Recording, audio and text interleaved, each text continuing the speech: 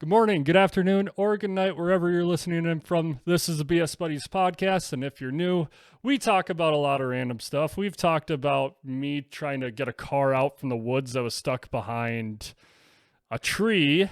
That one was recent. We've come up with bad superpowers where we can teleport 1 foot to the left for some reason. And we talked about me being haunted one night. And we have a lot of other stories that we've come out with. So if you're new, please check out other videos. I'll have them linked up above. A few of them will flash throughout the video. But I am Joe. This is Ian. And if you're returning, please subscribe. We appreciate it. But today's episode, in light of recent events that have happened in my household, we will be talking about roadkill.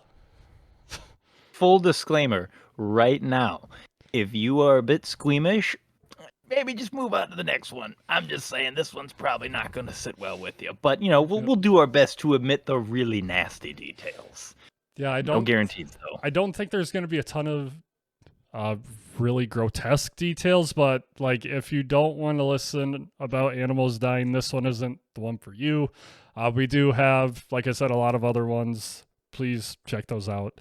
But just full disclosure, this one's a wild ride.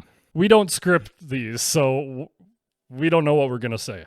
But whatever comes to mind is what's popping out. So if you don't want to hear something potentially nasty, just move along. Okay, now disclaimer out of the way. So what happened? I'm gonna start because we just had something happen today. Debbie and future stepdaughter are driving to church. They get like 3 minutes away, and I get a call from Debbie, and she's bawling. And she's in the other room, and I hope she doesn't take offense to anything I'm about to say as I reiterate it in my own version. But he's got to check. Am I good? He's got to make sure it's A-okay. Okay, she gave me the thumbs up. I'm going for it. And she called me bawling, and she's like, I ran over a squirrel, and like she's trying to explain it, but she's heavily crying, and I don't understand all of it, but I'm like, I'm sorry, and like I don't really know how to handle it. And she's like, I'm gonna go now and listen to some music. It's like, okay. And in my head I'm like, why is this such a big deal? And I'm like, well, I guess it's the shock value. And then I remembered when she was younger, she had a pet squirrel for 2 years, and I'm like, this is traumatic now. I gotta say, that is a hell of a way to lead up to that story. Nobody listening to this has any clue what's about to happen. Pet squirrel, traumatic. Oh boy, what are we about to hear? Oh, yeah, she just told Ian this story right before we recorded, and we had a plan for a different topic, and after Ian heard this story, he's like, no, we gotta change. We gotta pivot. We have to refocus. So go to church. I go to the gym. We go grocery shopping and come back, and we get in, and Debbie's like, I gotta go find my friend, meaning the squirrel. I'm like, okay. And she mentioned that my friend, the squirrel, the squirrel, clearly. You gotta go find it. I was very nervous because she said if it was still alive and hurting, like she wanted to bring it home and try and nurse it back to health. And yeah, I don't know how to best to think in my head. Like, what are you gonna put a couple of splints on his back legs? Like, so you're gonna give him a little squirrel wheelchair. I should explain as well. This is a little viewer discretion for the next 30 seconds.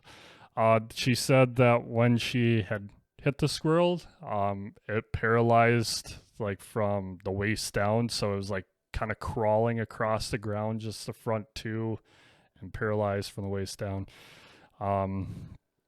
So like she thought maybe it was still alive and she could kind of nurse it, but she got there and it had passed on. I guess viewer discretion as well for the remainder of the story. So what she did, and I'm not judging at all, but this is something I would definitely not do. I love you, but I wouldn't do this myself.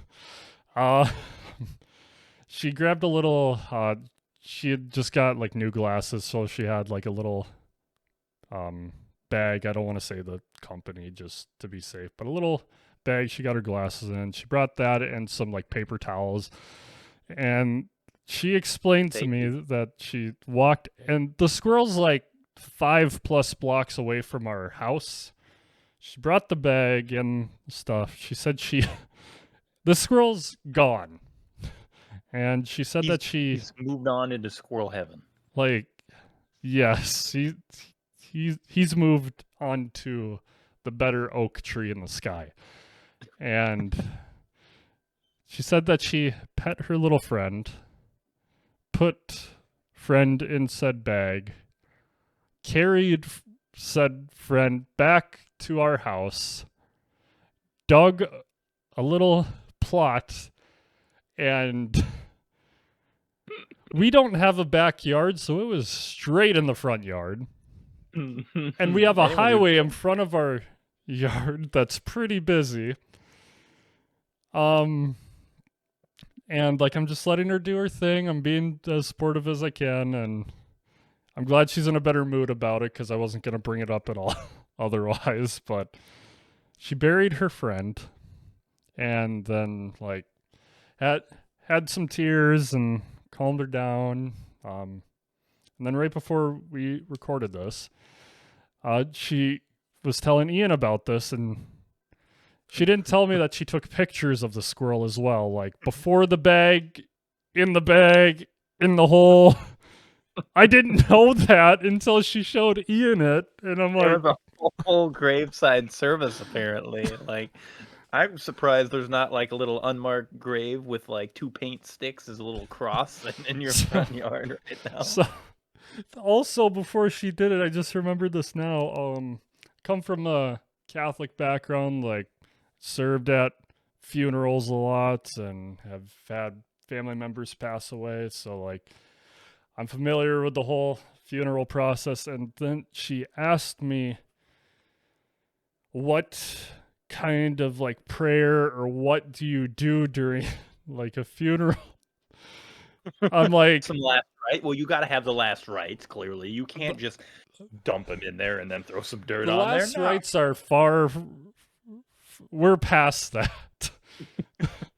I said if we had holy water, we could use that, but really, like, just say the prayer you come up with. Like, We'll I don't call it know, good. but it's been a rough day here. Look, I gotta say, with all the jokes that we make, clearly this comes from a place of love and of care, and I would not knock that. However, having also hit some animals myself, like I told her, sometimes these little buggers are in it for the insurance money, all right? You gotta watch out for these little suckers. They run into you at the last second because they're trying to get that big acorn payout, and I guarantee that little sucker was looking for it. I know he was. But clearly, this was a case of how do I say, not hit and run. That would be the wrong terminology for this. Hit and run and come back to Yeah, hit and run. hit, run, and return. Hit, run, and return. Yes, this was an HRR. Hit, run, and return. And then graveside service was performed. And clearly that comes from a place in the heart. And that is absolutely precious. However, squirrels are also known to be little shits. And so it's just worth noting that these little bastards are, they love to run in front of you like that. However, I think that is a very sweet gesture at the end of the day, all jokes aside. And like I said, a little cross of paint sticks out there in the front yard. I'm just saying, anyone who's driving by during that graveside service was probably very confused on what was happening. But I will say that seeing the pictures, you guys are not seeing the pictures. We're not doing any of that. Yeah, we're not showing the pictures. There was nothing gross about the pictures. However, it was definitely interesting to see Steve the squirrel in the plastic bag looking rather nonchalant about his current situation. Oh boy. In my head, as Oh, you were saying that, I'm like, I'm glad we didn't name it, and then you had to go and name it. Steve the squirrel. Steve the um, squirrel. It's a but big oak tree in the sky. He's up there partying with Scrat from Ice Age, running around after Acorn. which that's the big story. But Ian, I don't have I, any stories of hitting animals myself, but I have some of other people that I think is kind of comical. So I'll get to that. But Ian has his insurance claim raccoons to talk about. yes, yes, those little suckers. So this was my comfort story that I told to her as a comfort because to let her know that it could always be worse. Well, So before you start, I just thought of something. Debbie and Ian haven't like talked over Discord in like a month, and this this this was was the first thing, yeah. After almost a month of like, I'd see her in passing, moving behind Joe's camera. "Hi. Hey Joe, say hi for me. "Oh, okay, like that. That's it. That's been yeah, the whole like interaction. no conversation. No conversation, just some passing comments of "Hey, how you doing?" And then yeah, the first conversation we've had in over a month is "Yeah, I ran over a squirrel today." "Oh, what happened?" "I buried it." "What?" Like, you know. So this was my comfort story to remind her and to remind all of you that there can definitely be worse situations out there. So let me put the scene for you. Right, I lived a half hour away from work when I still worked at my manufacturing job. And the drive home between these two places, because I live out in the boonies, was oftentimes, I worked mid shift, so coming home like dead midnight, driving down the highway. It's dark. There is no other cars on the road but me. And as I come about 10 minutes from home, mind you, it had been a rough day. I was a little, for lack of a better descriptor, pissed off. And I was maybe driving a little bit faster than I should have been. It's not, I wasn't like flying down a highway like 85. No, no, no, no, no. I'm not doing any of He that was stuff. But, going 80. I was, yeah, 84. Come on. Have some class. Anyways, I'm going down the highway. I'm moving at a good clip or whatever. And as I'm starting to round this slow bend, in the road, I see this beady pair of eyes hit my headlights from the ditch, from right by the side of the road where the grass is. And I'm like, oh, okay, so there's something. And he takes a couple steps out. Oh, it's a raccoon. So this little sucker, I can see him looking at the car. And I let off the accelerator, right? I coasted down to about 55. God, I heard my Minnesotan accent come out there. I coasted down to about 55 and I drifted into about the center of the road. Like I said, it's dark. There's no other cars on the road but me. I figure, okay, when I get close, he's gonna veer back off into the ditch from whence he came, and he'll move back on to Raccoon City or wherever the hell he came from. And as I get closer, still moving 55, he takes a couple more steps into the road. And I'm going, oh, don't you do it, don't you do it, don't you do it, don't you do it. And I just scoot over just a little bit more. But I have not hit the brakes yet because at this point, from when I first saw him to where he was in the ditch, I was maybe 50 yards away, and I'm closing fast. So if I hit the brakes, like I'm going to be skidding on asphalt. I don't want to do that. And I'm also thinking he's going to run. And as I'm getting closer and closer and closer, he is taking more and more tentative steps into the road as if he's thinking like, "Oh yeah, we're gonna race." And I'm like, "No, you're gonna lose." And when I'm probably about 30 feet from this little sucker, moving 55 miles an hour, keep in mind, you can close 30 feet like that. When I'm about 30, 20, 30 feet from this little sucker, that's when he decides, boom, I'm gonna dart across the road. Why? I don't know. I don't know what his motivations were. But at this point, I was all the way in the oncoming lane, which was the bad move, because if I'd have just stayed in my lane, I would have cleared him perfectly. Instead, he made it 3/4 of the way across the road, which was dead center on my car when I felt and I was not excited because I didn't hear any bad noises coming from my engine, so I'm like, okay, so like he didn't just completely destroy my internals. Pull over to the side of the road, I throw my flashers on, I get my phone flashlight ready, and I am bracing myself. I am ready to get out of the car and look under and just see all sorts of nastiness, like Saving Private Ryan, Omaha Beach up under my grill. And I get out and I shine the flashlight up under there. Oddly enough, nothing. Not a drop of blood, not even a speck of fur. However, what has happened is this little sucker has hit my front bumper, and where I have some slats for airflow, burst through there, bounced off the car frame that holds up my AC condenser and radiator panel, and he has pushed those back a solid 2 inches and dented them in a U shape, pushing them up against my engine block. And then he got shit out the underside of my splash guard and just rolled off, I don't know, to the Shire. I don't know where the fuck he went. He's gone, disappeared.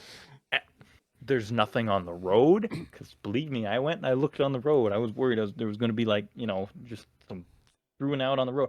Nothing there, nothing under my car. However, I have some costly repairs to go through. I'm very unhappy about. And after the day I had, yeah, I kind of shouted some less than nice words at the surrounding trees and countryside. We'll just put it that way. I was quite You were angry. not Minnesota nice I was for a not moment. Minnesota nice. I was Minnesota pissed off. Like this, but ooh, I was hot. Luckily, the car survived enough for me to limp it home, and actually survived enough for me to drive it the whole hour from my place to my parents' place where I would eventually work on it.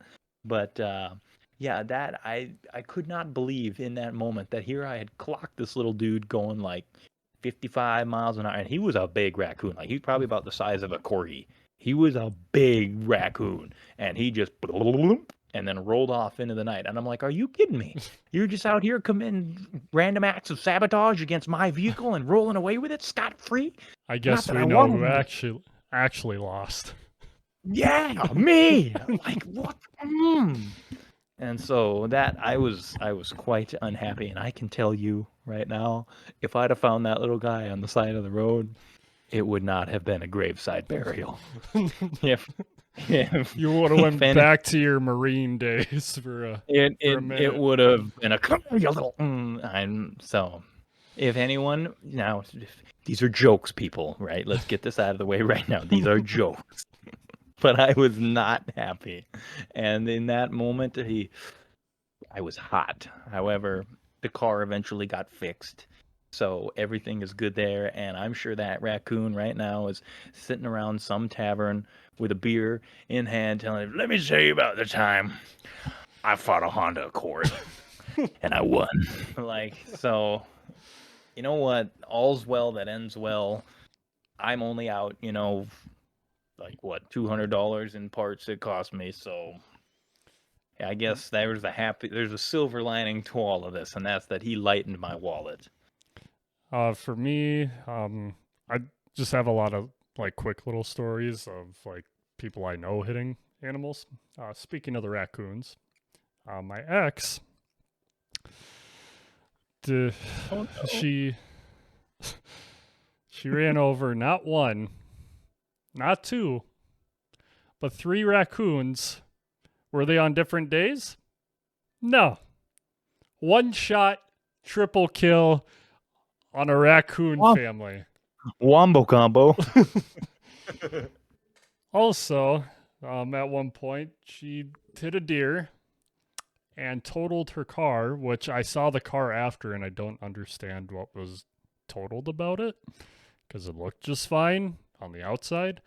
But there's a little shit streak that was just plastered onto her front bumper.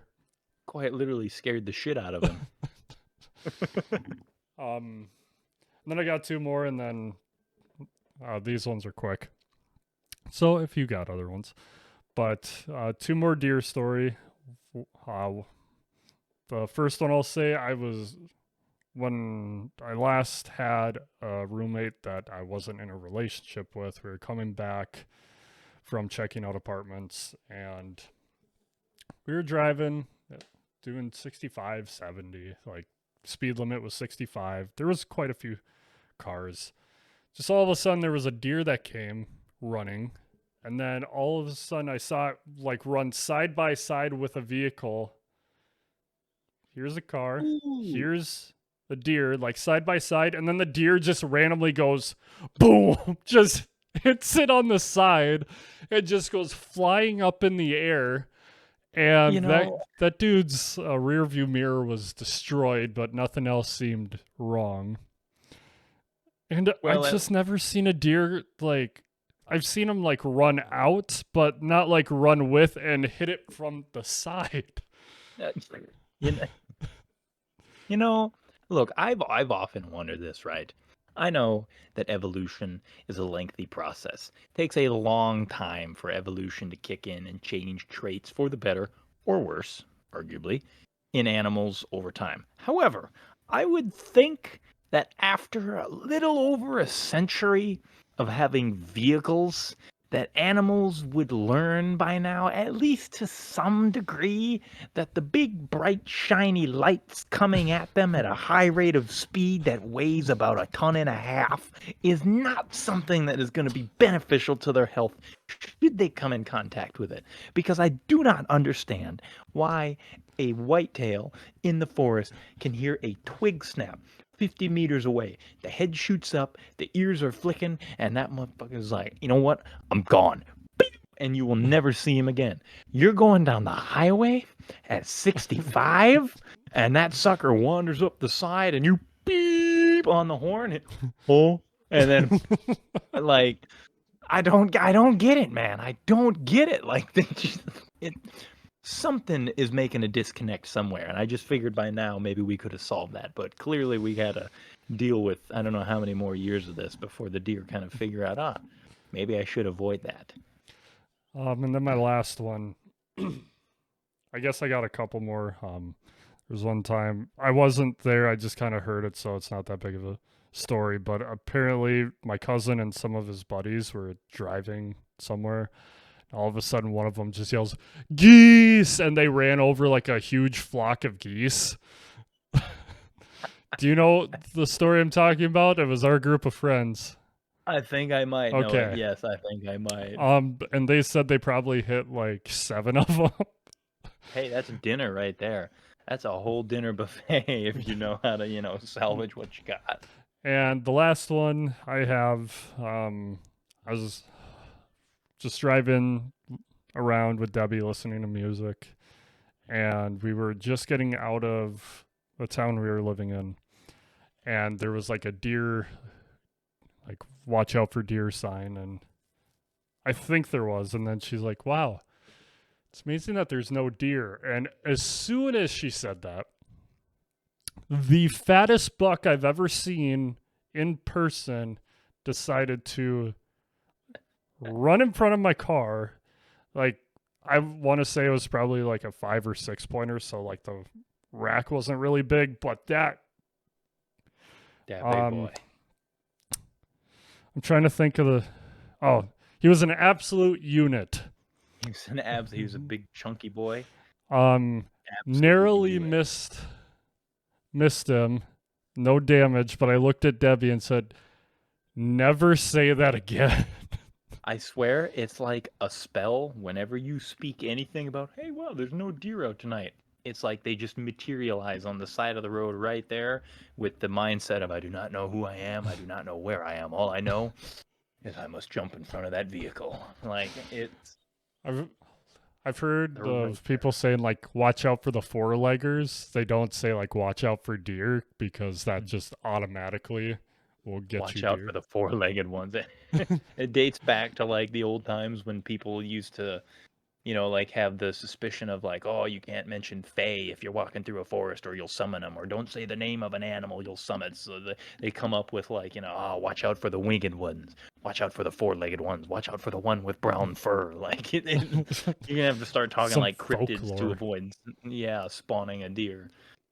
When you mentioned the geese, though, that made me think of I swear that birds will sometimes have a contest amongst each other to see who can swoop in front of a car the closest and not get wiped out. And one time, some poor sparrow misjudged his art because I was driving down the highway, and this little sparrow was keeping pace with me for like a good clip, like a solid 5 or 6 seconds. He was flying alongside the car and he was doing that little like flutter, jump up, and then he just coast down, flutter, pop up, and then for some reason at the last second he decided to swoop right in front of my bumper as I was going, and I thought, oh, I hope I missed him, because like I really did not want to have to look back, and I didn't miss him because I looked back in the rearview mirror and I saw this little puff ball that looked something like a tennis ball just going doink doink doink doink doink down the road, and I was like, yes, looking like a no.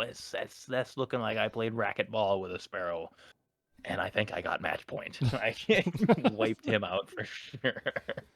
I guess that made me think of one other one during driver's ed training. Like we were in town, so we weren't going super fast, but there was like this crow.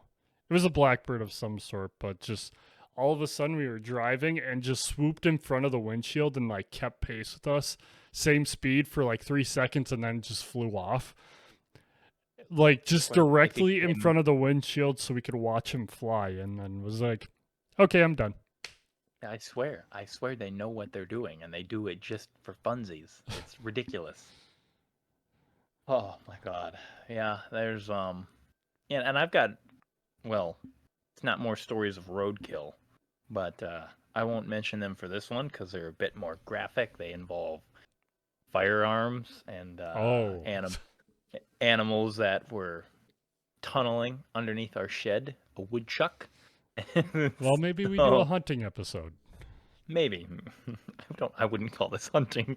There was no hunt. He was running and I was blasting. That's what it was. Do you have any other road animal stories? Road animal stories. None that I can think of that come to mind that are as pressing as my insurance scam raccoon or the sparrow that thought he could outfly the speed of my vehicle. Okay. Well, I think that's about it for. I think that's all the more details we need to go into. We've stretched this one out long enough. Oh yeah. So we'll do our quotes. Oh yes, I have one ready this time. You do yours. I'm gonna try and find one in my book. Oh, he's got a bucket. Book. I should get a bucket. Just fill it with quotes. A quote bucket. All right. Well, mine is never underestimate the power of stupid people in large groups, or in this case, stupid animals on their own on the highway.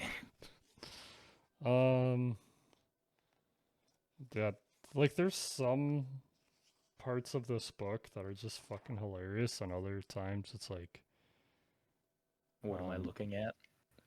No, other times it's like, here's my absolute political opinion that no one asked for. Yeah. But I had one. I don't like the person, but it's a good quote. If you think you can or you think you can't, you're right. Henry Ford. That's fair. That's fair. He revolutionized the auto industry, but he wasn't such a great person in personal life. Yeah, everybody's got things that are good and things. Yeah, that one, there was a really, really bad thing there. But if you don't know, look it up, because I don't want to get into that whole talk. Go do research. Think for yourselves. Don't listen to what we say. We're stupid, and we talk about animals getting hit by cars for entertainment. For a half hour. Nice. But thank you guys for listening. If you made it this far, hope we appreciate it. Subscribe or follow down below to become Bud Today. And thank you for BSing. Yeah, I forgot that part. Stole it from you. That's okay. Thank you for BSing with us. We will see you next time when we, I don't know, talk about hunting, or if one of us hits another animal. I don't know. I'm going to go out specifically looking for things to hit. No, just to say you did it. Okay. You all take her easy now and watch out for insurance scams. Goodbye.